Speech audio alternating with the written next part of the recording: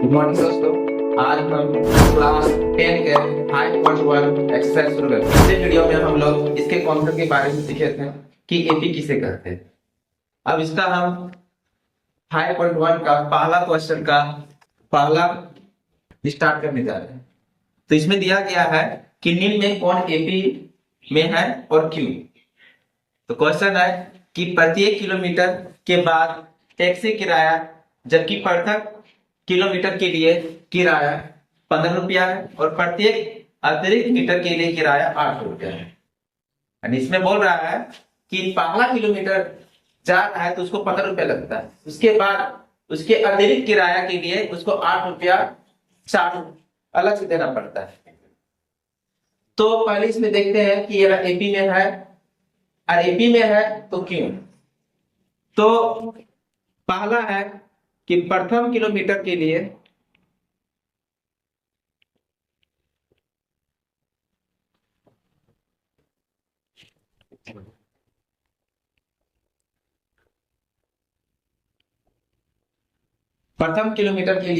किराया जो दिया गया है A1 मेरा 15 रुपया दिया हुआ है।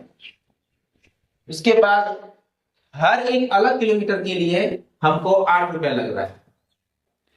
तो देखते हैं, तो पहला किलोमीटर के लिए किराया कितना है, 15 रुपया, और उसके आगे के लिए 8 रुपया अलग से चार्ज देना पड़ता है। तो द्वितीय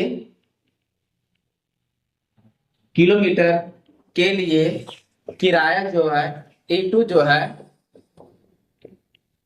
15 में 8 जोड़ेंगे तो क्या आएगा, 23 रुपये। इसी प्रकार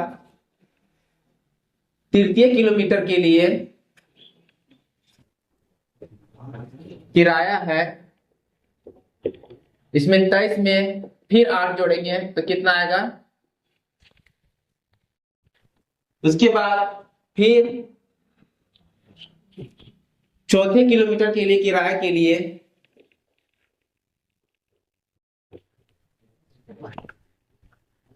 जो किराया दिया गया है 31 में 8 जोड़ेंगे तो 39।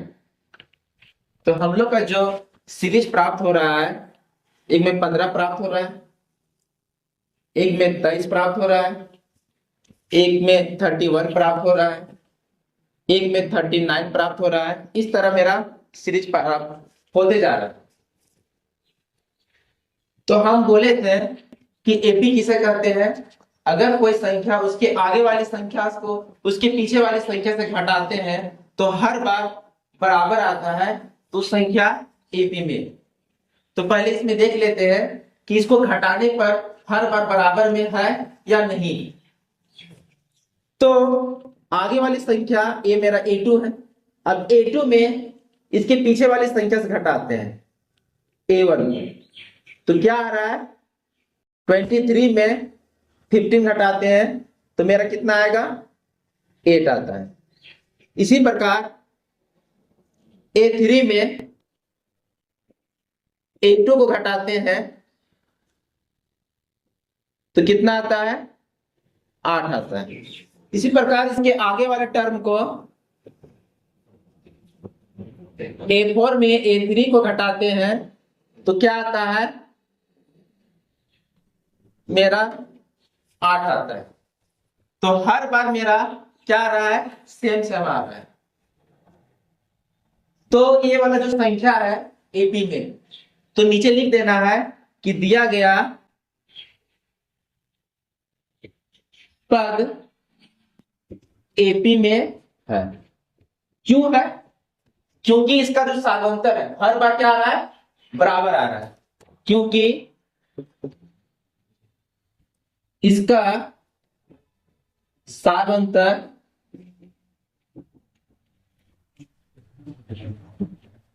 बराबर आ रहा है। क्वेश्चन नंबर 5.1 का पहला का दूसरा नंबर, किसी बेलन में उपस्थित हवा की मात्रा जबकि वायु निकालने वाला पंप प्रत्येक बार बेलन की शेष हवा का 1/4 भाग बाहर निकालता है। तो हम इसको देखना है ये एपी में है या नहीं। तो पहला है कि हवा की मात्रा बेलन में पहले कितना है, पूरा एक सिलेंडर भरा हुआ यानी एक। अब 1/4 भाग इसमें बाहर निकाल दिया जाता है, इसमें बाहर निकाल दिया जाता है, बाहर निकाल दिया जाता है।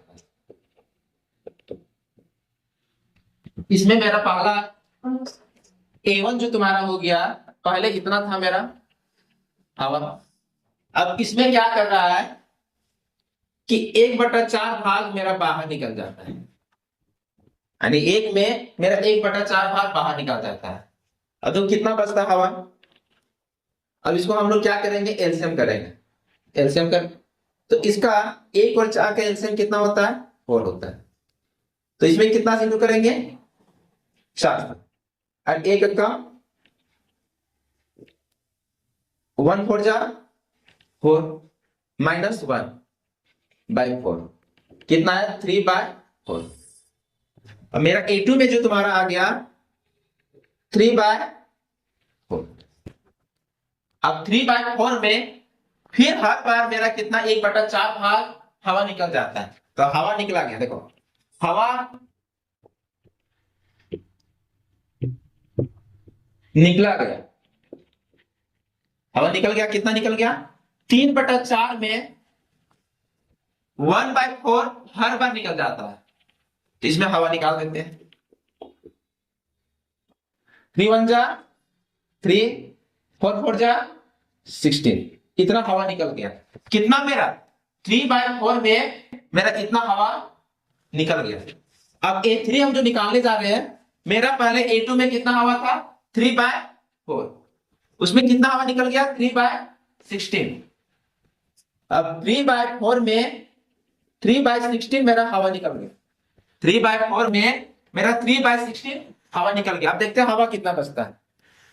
तो 4 और 16 का एलसीएम निकालते हैं, तो कितना आएगा, 4 और 16 का किससे जाएगा, 2 से, फिर इसमें कितने जाएगा, 8 से, फिर इससे 1 4, फिर इसमें देंगे 2 से, फिर इसमें किससे देंगे, 2 से,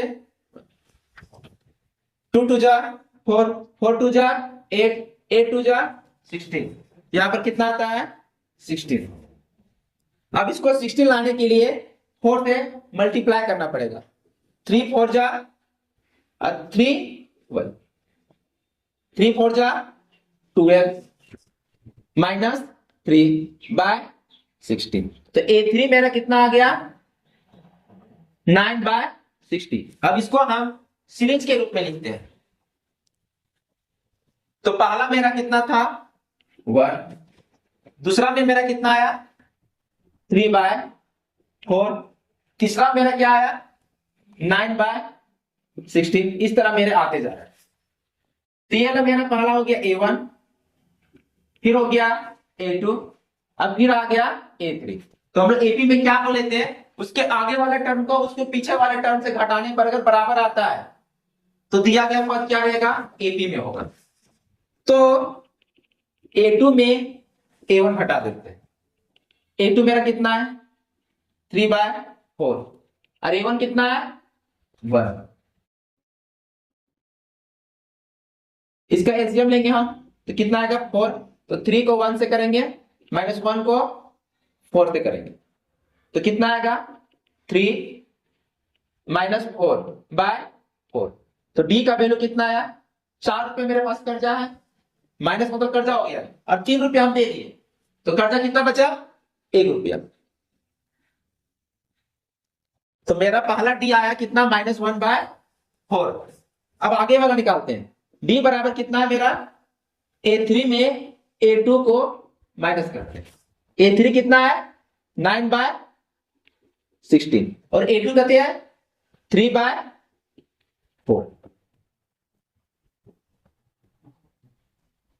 इसका 16 और 4 का एलसीएम लेंगे, 16 आता है 9 × 1 अब इसमें कितना करेंगे 4, 9 1 जा 9, 3 4 जा 12 बाय 16। अब इसको घटाते हैं तो 12 रुपया मेरा कर्जा है, 9 रुपया दे देते हैं तो कितना बचेगा 3 रुपया। अब देखते हैं पहला में डी मेरा आया -1/4 और दूसरा में आया 3/16, तो बराबर नहीं आया। तो देख रहे हैं बराबर नहीं आया तो ये पद जो दिया गया है मेरा संख्या दिया हुआ एपी में नहीं, तो लास्ट में लिख देना है दिया गया पद एपी में नहीं है, क्योंकि इसका सार्वंतर बराबर नहीं है। क्वेश्चन नंबर 3, तो प्रत्येक मीटर की खुदाई के बाद एक कुआं खोदने की आई लागत, जबकि प्रथम मीटर खुदाई की लागत 150 रुपया है। यानी कोई कुआं खोद रहा है तो पहला बार खुदाई कर रहा है तो उसमें 150 रुपया है, और जैसे नीचे खुदाई करते जा रहा है तो 50 रुपया बढ़ते जा रहा है, 50 रुपया बढ़ते जा रहा है। कहा है कि जब शुरुआत में खोदता है ना थोड़ा सा कम लगता है, अब जब नीचे जाता है ना खोदने में और खराब लगता है, इसलिए उसका जो लागत धीरे धीरे बढ़ाते जा रहा है। तो पहला मेरा था 150 रुपया और हर बार कितना बढ़ा रहा है 50 रुपया।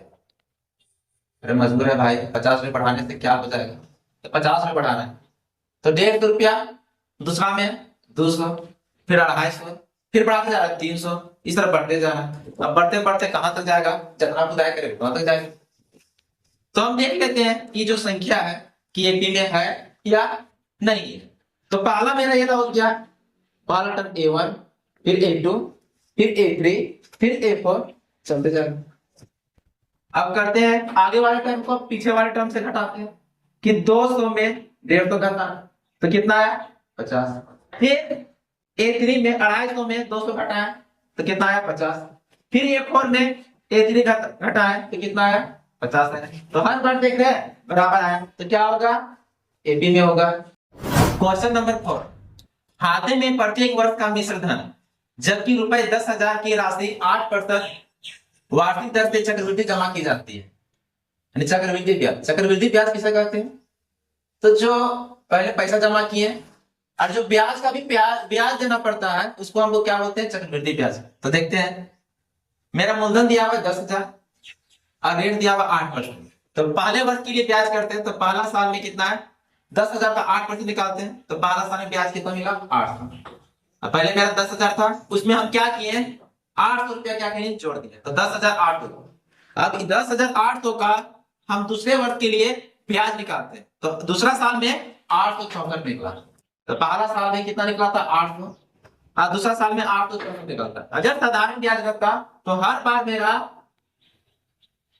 सेम रहता है, लेकिन चक्रवृद्धि ब्याज है तो इसका हर बार क्या हो रहा है चेंज होते जा रहा है। अब इसका मिश्रण निकाले तो कितना निकाले 10,800 में फिर 864 रुपया ऐड कर दिए तो कितना हुआ 11,664। अब जो है 10,000 है फिर 10,800 हुआ फिर 11,664 हुआ। अब क्या करते हैं ये संख्या है इसमें मेरा ये वाला A1 हो गया, A वाला A2 हो गया, A3 हो गया। अब घटा के देखते हैं कि बराबर आता है कि नहीं है।